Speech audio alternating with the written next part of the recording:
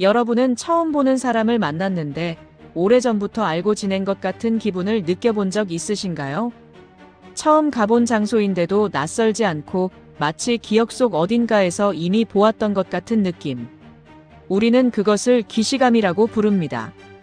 오늘 소개할 이야기는 단순한 기시감이 아니라 카자흐스탄의 한 고고학자가 한국에서 1500년 전 잃어버린 형제를 발견했다고 믿게 된 놀라운 이야기입니다. 세월은 흘러도 뿌리는 사라지지 않습니다. 카자흐스탄의 알마티에서 한국행 비행기를 탄 그날 새벽을 저는 아직도 잊지 못합니다. 창밖으로 드넓은 초원이 어둠 속에 잠겨 있었고 그 위로 바람이 지나가는 소리가 들렸습니다. 마치 오래전 잃어버린 누군가가 저를 부르는 소리 같았습니다. 과연 그에게 무슨 일이 있었던 걸까요? 지금부터 그 이야기를 시작하겠습니다. 자랑스러운 대한민국 여러분들의 많은 댓글로 응원 바랍니다. 지구촌 곳곳에 감동 실화를 전합니다. 구독과 좋아요, 큰 힘이 됩니다. 감사합니다. 제 이름은 아르만입니다. 카자흐스탄 국립대학교에서 고고학을 가르치며 평생을 유라시아 초원의 역사와 황금, 인간을 연구해온 늙은 학자입니다. 불과 몇 년 전까지만 해도 저에게 한국이라는 나라는 그저 삼성 휴대폰을 만들고 현대 자동차를 생산하는 먼 동방의 나라일 뿐이었습니다. 우리 카자흐인은 말을 타고 대륙을 호령했던 기마민족의 후예이고 한국은 바다를 끼고 쌀농사를 짓는 정주민족이라고 생각했으니까요. 서양의 학자들도 그렇게 가르쳤고 저 역시 그 가르침을 한 번도 의심해 본 적이 없었습니다. 그 모든 생각이 무너진 것은 우연히 참석한 국제고고학 세미나에서였습니다. 한국인 교수가 슬라이드에 사진 한 장을 띄웠을 때 저는 손에 들고 있던 커피잔을 내려놓았습니다. 제가 평생을 바쳐 연구해온 카자흐스탄의 황금, 인간 문양과 소름 끼치도록 닮은 황금빛 유물이 화면을 가득 채우고 있었습니다. 신라의 금관이었습니다. 그날 밤 저는 알마티의 밤하늘을 바라보며 잠을 이루지 못했고 학자로서의 호기심을 넘어선 무언가가 가슴 깊은 곳에서 울리고 있었습니다. 마치 잃어버린 가족이 저를 부르는 것 같은 원초적인 이끌림이었습니다. 다음 날 아침 저는 무작정 짐을 꾸렸습니다. 한국과 우리 카자흐스탄이 무슨 상관이 있느냐고 주변 동료들은 그 나이 먹고 무슨 헛수고를 하러 가느냐고 핀잔을 주었습니다. 하지만 제 혈관 속을 흐르는 유목민의 본능은 이미 동쪽 끝을 향해 달리기 시작하고 있었습니다. 인천국제공항에 처음 발을 내디딘 순간 저는 압도적인 충격에 휩싸였습니다. 수천 명이 오가는 거대한 공간인데도 바닥에는 먼지 하나 보이지 않았습니다. 모든 시스템이 톱니바퀴처럼 정교하게 돌아갔고 입국 심사대의 직원은 따뜻한 미소로 저를 맞이해 주었습니다. 무뚝뚝하고 경직된 구소련권 관공서에 익숙했던 저에게 그 친절하면서도 신속한 일처리는 첫 번째 문화 충격이었습니다. 이 나라는 도대체 어떤 에너지를 품고 있는 걸까? 공항을 빠져나오기도 전에 저는 이미 한국이라는 나라에 매료되어 있었습니다. 서울역에서 KTX를 타고 경주로 향하는 길에 창 밖으로 풍경들이 빠르게 스쳐 지나갔고 저는 묘한 기시감을 느꼈습니다. 분명 처음 보는 풍경인데 낯설지가 않았습니다. 험준한 산맥이 첩첩이 이어지고 그 사이로 강물이 흐르는 그 모습이 마치 아주 오래전 제 조상들이 말을 타고 넘었을 것만 같은 풍경처럼 다가왔습니다. 시속 300km로 달리는 열차 안에서 저는 가져온 자료들을 다시 펼쳐보았습니다. 유라시아 대륙 서쪽 끝에서 시작된 스키타이 문명 그리고 흉노와 돌궐을 거쳐 몽골에 이르기까지 대륙을 가로질러 동쪽으로 더 동쪽으로 이동했던 기마민족의 거대한 흐름은 서양의 역사학자들은 중국의 만리장성 앞에서 멈췄다고 기록합니다. 하지만 만약 그들이 멈추지 않고 더 나아가 한반도라는 땅에 닿았다면, 그곳에서 자신들의 찬란한 황금 문명을 다시 피워냈다면, 그리고 제 가설이 맞다면 오늘 가게 될 경주는 단순한 관광지가 아니라 잃어버린 퍼즐 조각을 찾을 수 있는 성지일 것입니다. 경주역에 도착했을 때 선선한 초가을 바람이 불어왔습니다. 저를 맞이한 가이드 김 선생은 유창한 러시아어로 교수님께서 찾으시는 해답이 이곳에 있을지 모르겠네요 라고 말했습니다. 저는 고개를 끄덕였고 심장이 터질 듯 두근거려서 말을 잇기가 힘들 정도였습니다. 차창 밖으로 기와 지붕을 얹은 낮은 건물들이 보였고 도시 전체가 하나의 거대한 박물관처럼 고즈넉한 분위기를 자아내고 있었습니다. 그리고 마침내 대릉원에 도착해 차에서 내리는 순간 저는 숨을 멈추고 말았습니다. 눈앞에 펼쳐진 광경은 제 상상을 완전히 넘어서는 것이었습니다. 푸른 잔디로 뒤덮인 거대한 봉분들이 산처럼 솟아 있었고 그 부드러운 곡선이 마치 어머니의 품처럼 웅장하게 대지를 누르고 있었습니다. 저도 모르게 탄성이 터져나왔습니다. 그것은 한국의 무덤이라기보다는 제가 평생 연구해온 중앙아시아 초원의 지배자들, 스키타이 왕들의 무덤인 쿠르간과 너무나도 똑같은 모습이었습니다. 어떻게 이럴 수가 있습니까? 여기는 유라시아 대륙의 동쪽 끝 한국 땅입니다.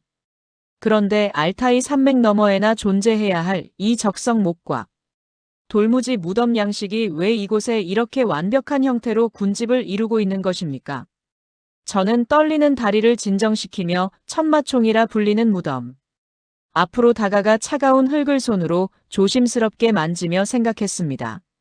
1500년 전 누군가가 이 거대한 무덤을 만들며 하늘을 향해 제사를 지냈을 것입니다.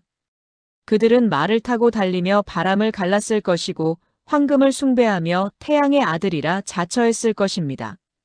서양의 학자들은 이것을 단순히 비슷한 시기에 나타난 우연한 문화적 유사성이라고 편의적으로 말하지만 현장을 평생 누비고 다닌 고고학자의 직감은 거짓말을 하지 않습니다. 이것은 우연이 아니라 피해 증거입니다. 김 선생이 조심스럽게 교수님 표정이 많이 놀라신 것 같습니다. 혹시 카자흐스탄의 유적과 많이 비슷한가요? 비슷한 정도가 아닙니다, 김 선생. 이건 그냥 똑같다고 떨리는 목소리로 대답했습니다. 마치 알마티의 초원에 있던 무덤을 그대로 들어다가 여기에 옮겨놓은 것 같았고 오히려 이곳의 무덤들이 더 크고 웅장합니다. 도대체 당신들의 조상은 누구입니까? 제 질문에 김 선생은 묘한 미소를 지으며 저를 박물관으로 안내했습니다. 국립경주박물관에 들어서는 순간부터 긴장감이 감돌았습니다. 유리 진열장 너머로 황금빛 섬광이 보이기 시작했습니다.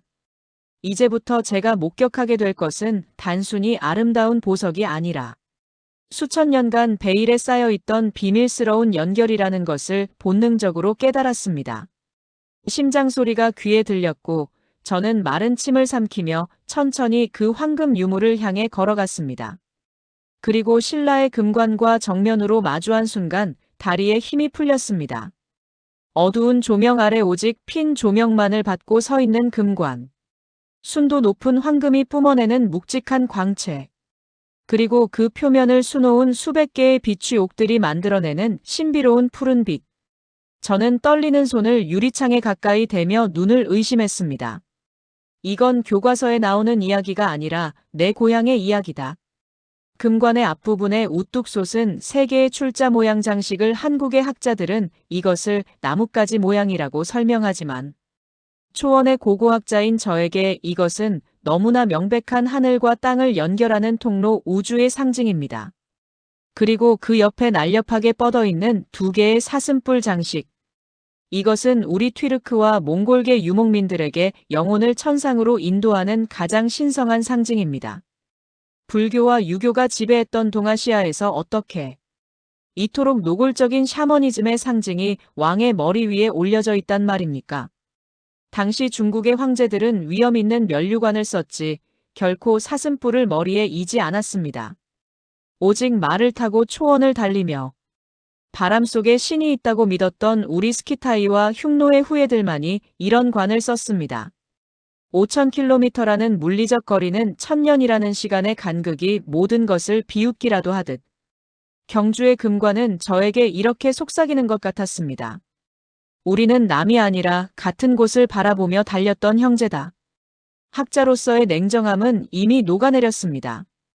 잃어버린 혈육을 낯선 땅에서 마주한 것 같은 뜨거운 무언가가 목구멍까지 차올랐습니다. 하지만 충격은 거기서 멈추지 않았습니다. 김 선생이 저를 안내한 다음 진열장 앞에는 저를 그 자리에 주저앉게 만들 뻔한 결정적인 증거가 놓여 있었습니다. 계림 14호분에서 출토된 황금 보검이었습니다. 저는 저도 모르게 신음소리를 냈습니다. 검의 손잡이와 칼집을 가득 채운 붉은 석류석. 그리고 금 알갱이를 정교하게 녹여붙인 세공기법.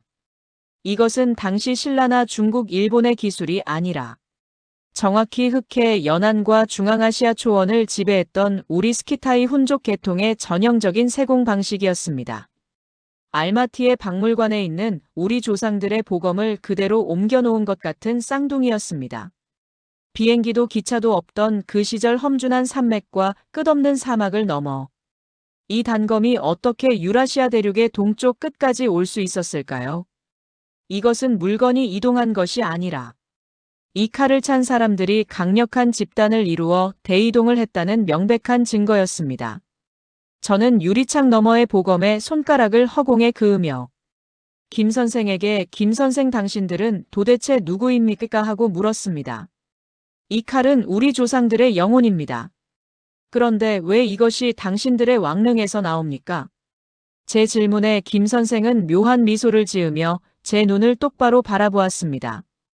교수님 혹시 알타이라는 말의 뜻이 무엇인지 아시나요? 물론이지요. 튀르크어로 황금이라는 뜻입니다. 맞습니다. 그리고 한국에서 가장 많은 성씨가 무엇인지 아십니까? 바로 김씨입니다. 전 국민의 20%가 넘죠.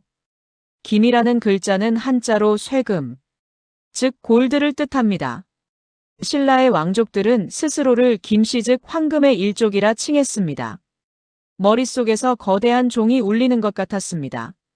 알타이의 황금 신라의 김씨 그리고 청나라를 세운 여진족의 황금 가문의 모든 것이 하나의 거대한 핏줄로 연결되어 있었습니다. 유라시아 대륙을 관통하는 황금의 길 끝에 한국이 있었습니다. 박물관을 나와 저녁 식사를 하러 가는 길에 저는 차창 밖으로 스쳐가는 한국의 풍경을 완전히 새로운 눈으로 바라보게 되었습니다. 빽빽하게 들어선 고층 빌딩 숲 도로를 가득 메운 자동차들의 빠른 흐름, 밤이 되어도 꺼지지 않는 도시의 불빛들. 이전에는 그저 한국인들은 성격이 급하다고만 생각했지만 이제는 달리 보였습니다. 김 선생 그 빨리빨리 문화가 단순히 성격이 급한 게 아닌 것 같습니다.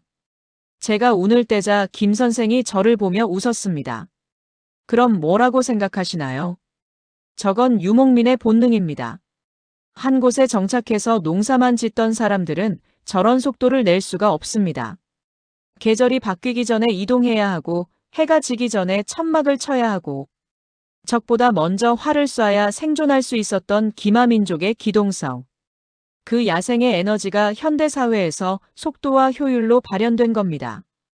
당신들은 양복을 입고 스마트폰을 들었을 뿐 영혼은 여전히 말을 타고 달리고 있는 겁니다. 김 선생은 크게 웃으며 고개를 끄덕였습니다. 사실 우리도 몰랐던 우리의 모습을 이방인의 눈을 통해 다시 보게 되네요. 그는 식당에 도착하자마자 스마트폰으로 올림픽 양궁 경기 장면인 한국 선수가 시위를 당기고 화살이 정중앙에 꽂히는 장면을 보여주었습니다. 하지만 제 눈에 들어온 것은 점수가 아니라 활을 쏘는 선수의 눈빛. 그 흔들림 없는 먹잇감을 노리는 맹수와 같은 집중력이었습니다. 교수님 고구려 벽화에 나오는 인물상을 보면 말 위에서 뒤로 돌아보며 활을 쏘는 장면이 나옵니다. 파르티안 사법이라고 하죠. 지금 한국 양궁 선수들이 세계를 제패하는 건 단순히 훈련량이 많아서가 아니라 뼈속에 각인된 바람을 읽는 감각이 있기 때문입니다. 뜨거운 불판 위에서 고기가 익어가는 소리를 들으며 저는 묘한 동질감에 휩싸였습니다. 고기를 구워 먹는 문화바닥에 앉아서 생활하는 문화 술잔을 돌리며 형님 아우하는 끈끈한 집단 문화는 모든 것이 우리 중앙아시아의 유목민들이 게르 천막 안에서 나누던 정서와 너무나 닮아 있었습니다. 겉모습은 세련된 도시인이지만 그 내면에는 여전히 뜨거운 초원의 피가 펄펄 끓고 있는 사람들. 하지만 문득 한 가지 의문이 제 가슴을 찔렀습니다. 우리 중앙아시아의 유목민들은 역사 속에서 수없이 분열하고 외세의 침략에 녹아들며 찬란했던 정체성을 많이 잃어버렸습니다.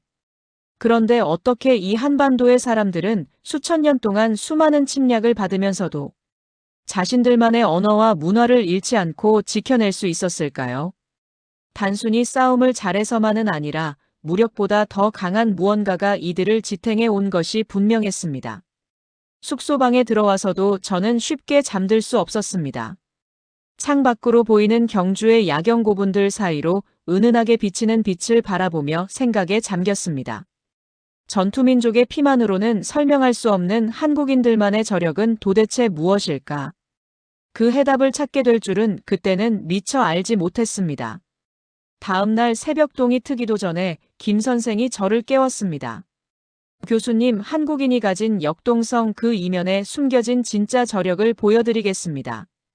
박물관 유리장 안에 갇힌 유물이 아니라 산꼭대기에 숨겨진 기적을 보러 가시죠. 솔직히 말해서 저는 큰 기대를 하지 않았습니다. 전 세계의 수많은 유적지를 다녀본 사람입니다. 이집트의 피라미드, 그리스의 파르테논, 신전, 중앙아시아의 수많은 사원을 보았습니다. 산꼭대기에 있는 작은 암자가 대단하면 얼마나 대단하겠나 싶었습니다. 토암산을 오르는 구불구불한 산길, 차창 밖으로 동해의 짙푸른 바다가 보였습니다. 차가운 새벽 공기가 폐부 깊숙이 들어왔고 숲에서 뿜어져 나오는 짙은 향이 머리를 맑게 해주었습니다. 하지만 석굴암이라는 인공 동굴의 입구에 들어서고 그 안에서 고요히 앉아 계신 본존불과 눈이 마주친 순간 제 오만한 생각은 산산조각이 났습니다. 저는 비명조차 지르지 못하고 그 자리에 얼어붙었습니다. 거대한 화강암 덩어리가 인간의 형상을 하고, 아니 신의 형상을 하고 앉아 있었습니다. 고고학자인 저는 돌의 성질에 대해 잘 압니다. 서양의 조각상들은 대부분 대리석으로 만들어집니다. 대리석은 무르고 부드러워서 조각하기가 비교적 쉽지만 화강암은 다릅니다. 이것은 다이아몬드 다음으로 단단하다는 돌 중의 돌이고 조금만 힘을 잘못 주면 뚝 하고 갈라져 버리는 조각가들이 가장 두려워하는 재료입니다. 그런데 1200년 전 신라의 석공들은 그 무시무시한 화강암을 마치 밀가루 반죽을 주무르듯 깎아 놓았습니다. 부처님의 얼굴을 보십시오. 근엄하면서도 자비롭고 강인하면서도 온화한 저 미소. 돌이라는 차가운 물성을 완전히 지워버리고 그 안에 따뜻한 피와 살을 채워 넣은 것 같은 생동감이었습니다. 옷자락의 주름 하나하나는 바람에 날리는 비단처럼 부드럽게 흘러내리고 있었고 손가락 마디마디의 곡선은 금방이라도 움직일 듯 섬세했습니다. 더욱 충격적인 것은 수백 개의 돌을 짜맞추어 만든 돔 천장이었습니다. 접착제 하나 없이 오직 돌과 돌이 서로를 지탱하며 천년의 세월을 버티고 있는 저 기하학적인 완벽함은 현대 건축공학으로도 흉내내기 힘든 미스터리였습니다. 이건 불가능하고 인간의 영역이 아닙니다. 제가 떨리는 목소리로 중얼거리자 김 선생이 나지막이 설명했습니다. 교수님, 이마에 박힌 보석이 보이십니까? 동지날 해가 뜨면 가장 먼저 저 보석에 햇빛이 닿아 동굴을 황금빛으로 비춘다고 합니다. 신라의 장인들은 돌을 깎는 기술뿐만 아니라 천문학과 수학 그리고 기하학을 완벽하게 이해하고 있었던 겁니다. 그리고 김 선생은 우리 민족은 거친 야성만 가진 게 아니라 무언가 하나를 만들어야겠다고 마음먹으면 뼈를 깎는 고통을 감내하며 끝을 보고야 마는 무서운 집념. 우리는 그것을 끈기라고 부른다고 조용히 덧붙였습니다. 그 순간 저는 전율과 함께 깨달음을 얻었습니다. 어제 보았던 그 정교한 금관의 세공 기술, 그리고 1mm의 오차도 허용하지 않는 이 석굴의 축조 기술은 어디서 뚝 떨어진 것이 아니었습니다. 한국인의 DNA 속에는 거친 대륙을 질주하던 야성과 바늘구멍보다 작은 틈도 허용하지 않는 섬세함이 공존하고 있었던 것입니다. 이제야 알겠습니다, 김 선생. 그래서 당신네 나라가 반도체를 잘 만드는군요.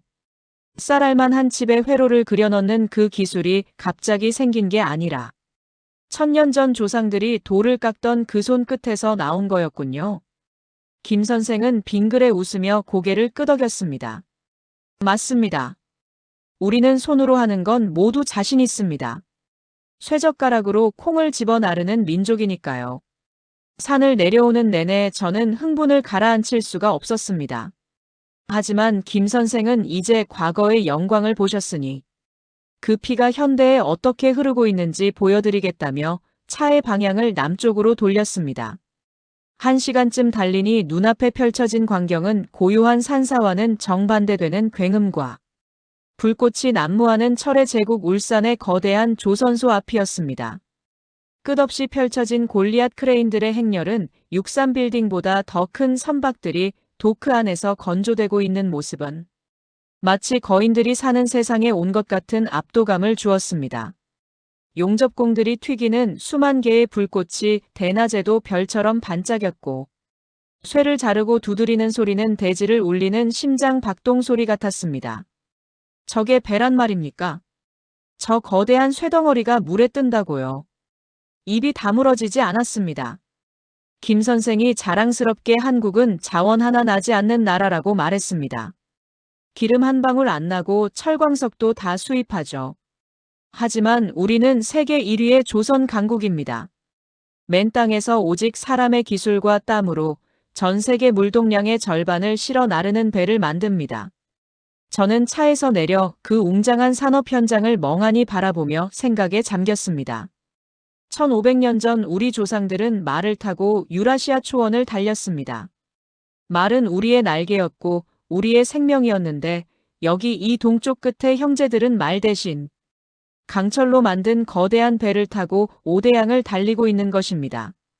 엔진은 말의 심장이었고 프로펠러는 말의 발굽이었습니다. 김 선생 정말 소름 돋는 사람들입니다. 당신들은 멈춘 게 아니었어요. 우리는 초원에서 멈췄지만 당신들은 바다로 나아가 계속 영토를 확장하고 있었군요. 형태만 바뀌었을 뿐 그 역동적인 유목민의 기질은 그대로 살아있었고 오히려 더 강력해졌습니다. 그때 작업복을 입은 한 무리의 노동자들이 점심 식사를 위해 자전거를 타고 지나갔습니다. 땀에 젖은 그들의 얼굴. 기름때 묻은 손이었지만 그 눈빛만은 살아있었습니다. 전쟁의 폐허 속에서 잿더미가 된 나라를 불과 반세기 만에 세계 10대 경제 대국으로 일으켜 세운 주역들이었습니다. 서양 사람들은 이것을 한강의 기적이라 부르며 운이 좋았다고 말하지만 저는 이제 확실히 알 수 있습니다. 그것은 기적이 아니라 수천 년간 척박한 환경과 외세의 침략 속에서 단련된 죽기 살기로 하면 안 되는 게 없다는 무서운 오기와 돌파력이 현대 산업 사회에서 폭발한 결과였습니다. 그런데 김 선생 궁금한 게 있습니다. 왜 이렇게까지 치열하게 사는 겁니까?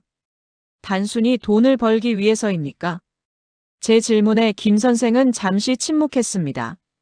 그리고 진지한 표정으로 저를 바라보며 교수님, 한국인들의 건국 신화에 나오는 이념이 뭔지 아십니까? 바로 홍익인간입니다. 널리 인간 세상을 이롭게 한다는 뜻이죠. 우리는 남을 침략해서 빼앗는 제국주의를 한 번도 해본 적이 없습니다. 이렇게 기술을 개발하고 배를 만드는 건 우리 가족을 먹여 살리고 나아가 우리 기술로 세상을 더 편리하게 만들고 싶다는 일종의 책임감 같은 겁니다. 홍익인간이라는 그 단어를 입안에서 몇 번이나 굴려보았습니다. 칼과 활로 세상을 정복하려 했던 우리 스키타이의 패도와는 다른 기술과 문화로 세상을 이롭게 하려는 왕도의 길. 우리 중앙아시아의 유목민들은 강력했지만 결국 흩어지고 말았습니다. 하지만 한국인들은 강력하면서도 따뜻했기에 수천 년의 세월을 견디고 이렇게 번영할 수 있었던 것이 아닐까요? 그날 밤 호텔 방으로 돌아온 저는 일기장을 펼쳐 떨리는 손으로 나는 이곳에서 잃어버린 과거를 찾으러 왔다가 인류가 나아가야 할 미래를 보았고 한국인은 차가운 쇠와 딱딱한 돌을 다루지만 그 안에는 누구보다 뜨거운 휴머니즘이 흐르고 있다라고 적었습니다. 마지막 날 김 선생은 저를 경상북도의 깊은 산골 안동의 어느 오래된 종가 마을로 데려갔습니다. 조금 전까지 보았던 하늘을 찌를 듯한 크레인과 굉음은 온데간데 없이 사라지고 마치 시간이 멈춘 것 같은 고요함만이 우리를 감쌌습니다. 마을 입구에 들어서자 수백 년은 되어 보이는 늙은 소나무들이 굽은 허리로 우리를 맞이했고 그 너머로 기와 지붕들의 부드러운 곡선이 눈에 들어왔습니다. 저는 그 곡선을 보는 순간 가슴 한 구석이 찌릿해짐을 느꼈습니다. 하늘을 향해 날카롭게 솟구친 서양의 고딕 양식과는 달랐습니다. 뒷산의 능선을 거스르지 않고 자연스럽게 흘러내리는 저 지붕의 선. 그것은 우리 유목민들의 영원한 안식처인 게르의 둥근 지붕을 닮았고 어머니의 품처럼 완만한 초원의 언덕을 닮아 있었습니다. 삐걱거리는 대문을 열고 들어서자 마당 한가운데서 장작불 타는 냄새가 훅 끼쳐왔습니다.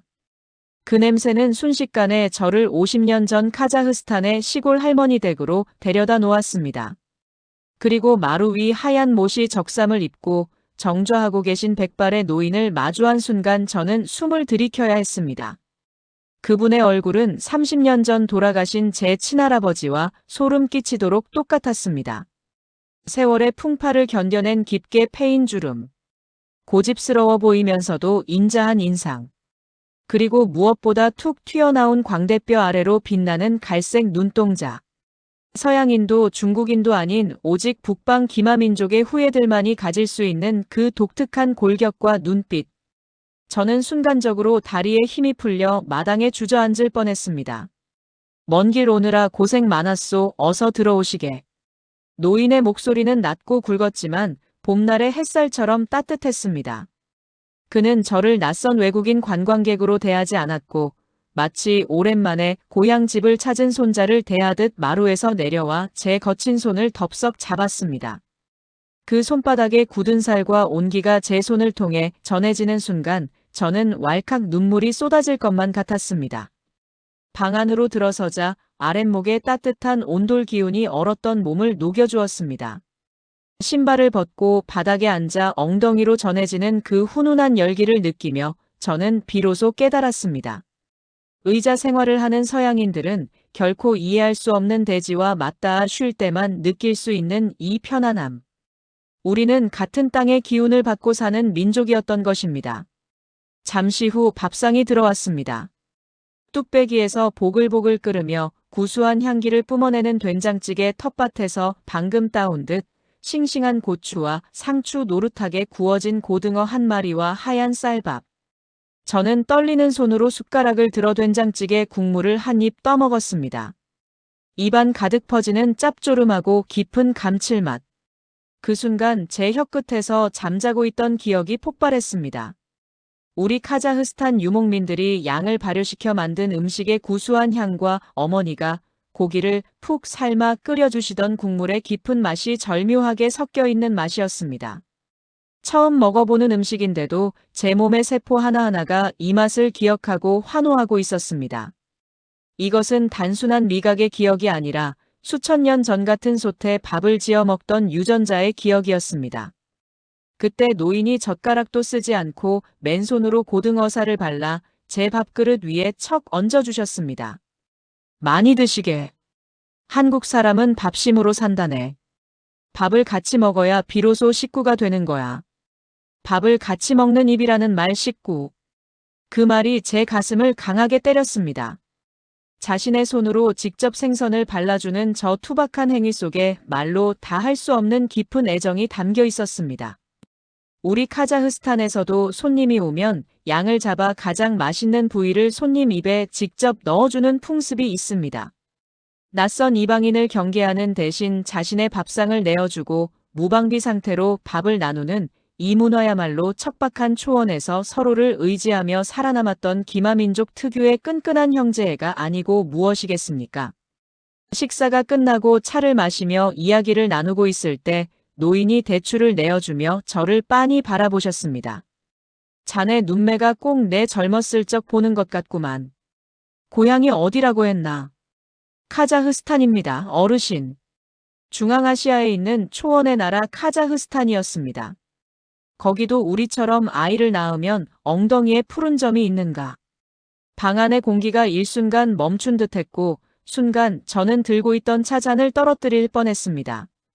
몽고 반점, 푸른 점을 말씀하시는 것이었습니다. 우리 카자흐스탄의 아이들은 태어날 때 엉덩이에 짙은 푸른 점을 가지고 태어납니다. 우리는 그것을 하늘이 내려준 손자국이라 부르며 신성시하며 우리 북방 기마민족의 가장 확실한 유전적 표식입니다.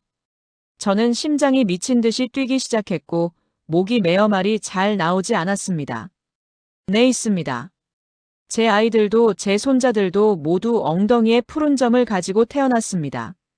서양 사람들은 없는데 우리 아이들에게만 있습니다. 제가 흥분해서 목소리를 높이자 노인은 빙그레 웃으시며 방문을 열고 마당에서 놀고 있던 어린 손자를 부르셨습니다. 이리 와보거라.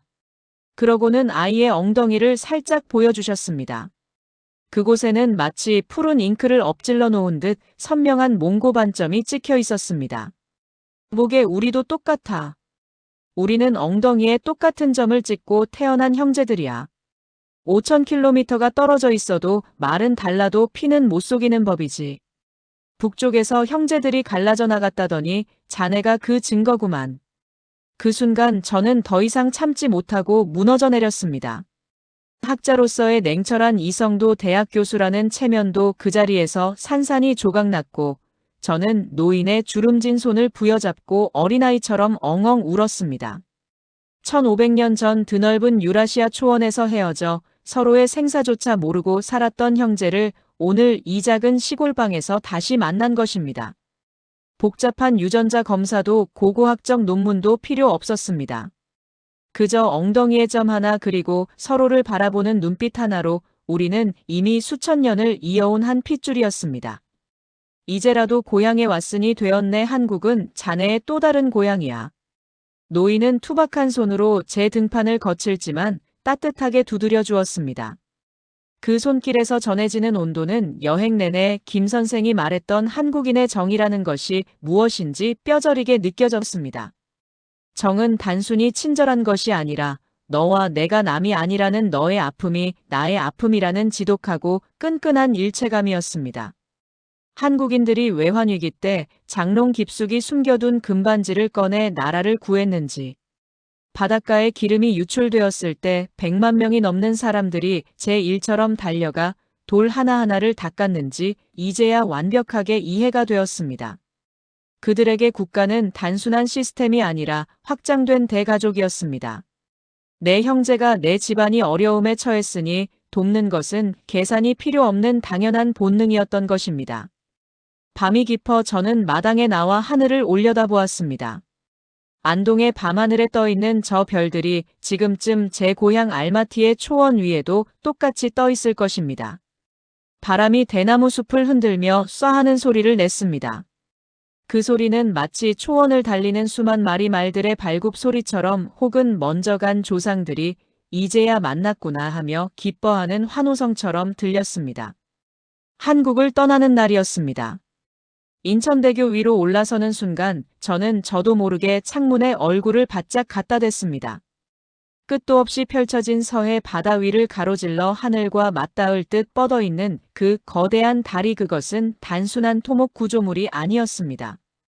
바다라는 거대한 자연의 장벽조차 기술과 의지로 뛰어넘겠다는 한국인의 기상을 콘크리트와 강철로 빚어낸 거대한 예술품이었습니다.